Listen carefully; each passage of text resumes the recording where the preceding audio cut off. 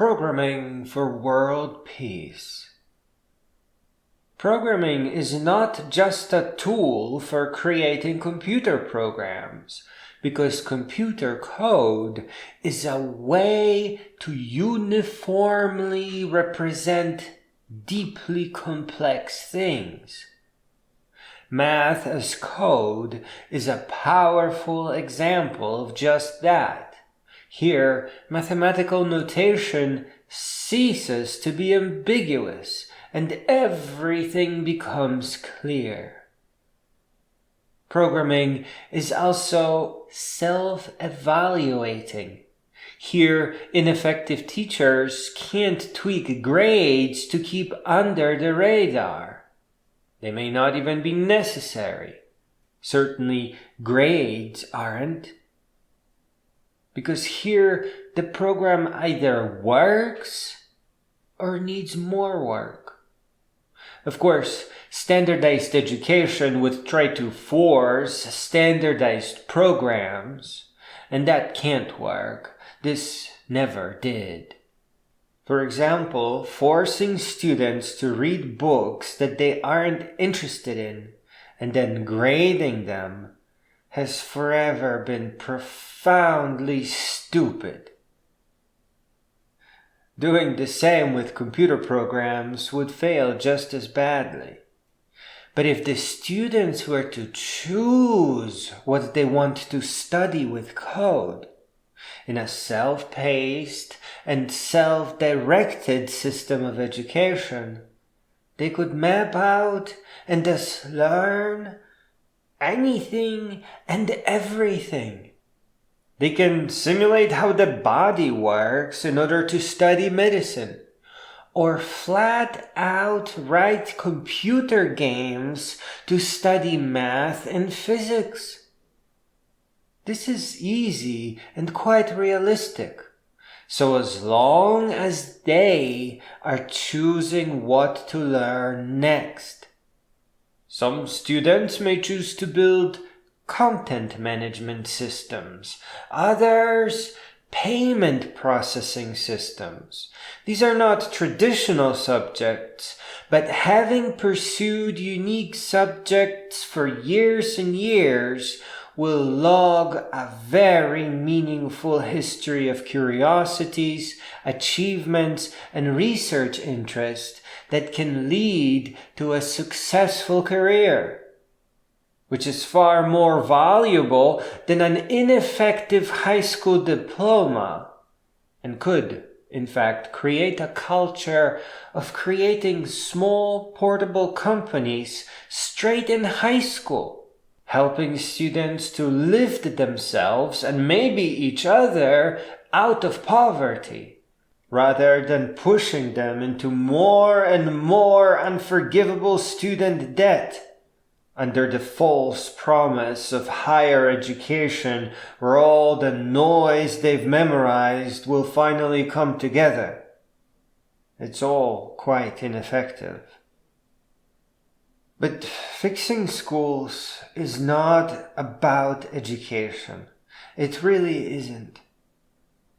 It's about putting an end to wars and short-sightedness, and bringing on an age of intellectual achievement, of wisdom, and of greatness.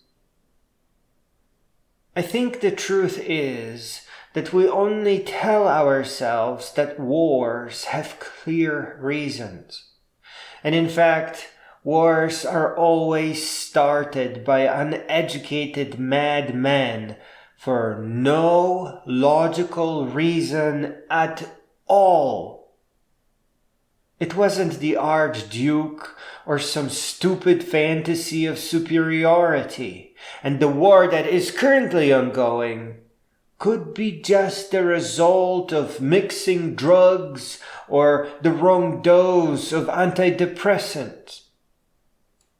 We really want there to be a reason because lives count so much more to the normal person. But there are only madmen and conditions that lead to this failure. And I think that an effective education plays a dominant role here. And we can absolutely be certain that in real education, great and brilliant beings would always rise and never, ever sink down to war. In fact, real education prevents wars decades ahead in time. Schools that don't care if the student understands or memorizes, so as long as they pass the final and move on. Schools that merely sell an impression of education, that simulate hard work with meaningless, uninteresting, and irrelevant tests, are not a question of at least teaching the student a little bit, but replacing years of real education with a mere semblance of one. And this occurs at the price of world peace and denying the future generations the future that is worthy of them. I think watching ourselves make the same old mistakes over and over, decade after decade, century after century, means that it is time for the world to understand that standardized education is irrelevant and ineffective education. Students require an education that addresses their personal curiosities and without punishment of bad grades or threats of being held back or ridiculed, or the most insulting and insane one of them all, the threat of living in the streets unless they take out college loans that can't even be forgiven by bankruptcy.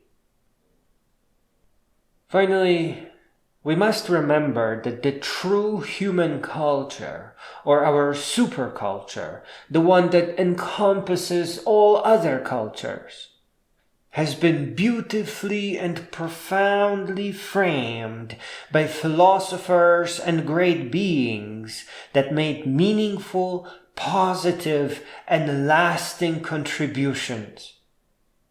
And that should be the aim of real education.